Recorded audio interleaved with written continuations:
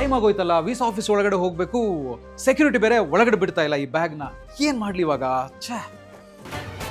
Sir ಇವ್ರೆ, sir ಬನ್ನಿ. ನಾನಾ? ಏನ್ ಬ್ಯಾಗ್ ಇಡಕ್ ಓದಾಡ್ತಾ ಇದೀರಾ? ಬನ್ನಿ ಇಲ್ಲಿ, ಬನ್ನಿ. ಸರ್ ನೋಡಿ, ನಿಮ್ ಬ್ಯಾಗ್ ಇಲ್ಲಿ ಕೊಡಿ, ಇಲ್ಲೇ ಸೇಫ್ ಆಗಿ ಇಟ್ಟಿರ್ತೀನಿ. ಡೈಲಿ ನಂದು ಇದೇ ಕೆಲಸ. ಜಸ್ಟ್ 1000 ರೂಪಾಯಿ ಚಾರ್ಜ್ ಮಾಡ್ತೀನಿ ಅಷ್ಟೇ ಇದಕ್ಕೆ. ಏನು ಬರೀ 1000 ರೂಪಾಯಿ ಬ್ಯಾಗ್ ಇಟ್ಕೊಳ್ಳೋದಕ್ಕೆ? ಏನ್ ಲಾಕರ್ ಗೀಕರ್ ಏನಾದ್ರು ಓಪನ್ ಮಾಡಿದಿರಾ ಹೆಂಗೆ? ಸರ್ ಲಾಕರ್ ಎಲ್ಲ ಏನಿಲ್ಲ, ಜಸ್ಟ್ ಇದು ನಂದು ಸ್ಟಾರ್ಟ್ಅಪ್ ಸರ್ ಅಷ್ಟೇ. ಸ್ಟಾರ್ಟ್ಅಪ್? ಏನ್ ಸ್ಟಾರ್ಟ್ಅಪ್? 0 investment, pure profit. ಯಾವ್ದೇ ಆಪ್ ಇಲ್ಲ, ಯಾವ್ದೇ ಇನ್ವೆಸ್ಟ್ ಇಲ್ಲ.